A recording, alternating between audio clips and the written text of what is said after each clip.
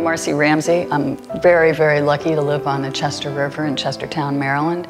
I've been painting for my whole life. My mother was a painter, and she taught me the nuts and bolts of oil painting. I started out doing a lot of tree studies, and it was all local and things that I saw walking around the property, but I was really more into trees than the river. And then I started going along the shoreline and looking in the shoreline and seeing all these compositions in the grass. I really have gotten to know this river pretty well.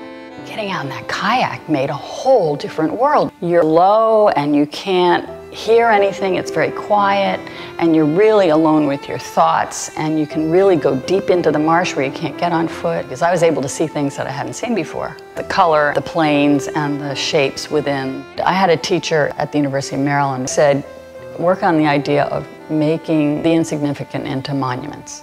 And that always stuck with me. I just started taking pictures and blowing them up, finding little compositions that were interesting to me, and then blowing them up really big, and then painting from that.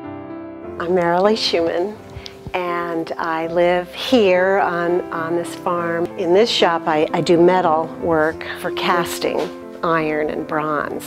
It's a huge, process-oriented, dangerous, physically difficult thing to do, and it's just so much fun. I love making molds. It's so interesting to take, a thing with positive and negative space of its own, and then you make a mold which is the negative and where you reverse the positive and the negative with the ultimate goal of reversing it again back into the positive and negative. It's just so interesting and absorbing mentally.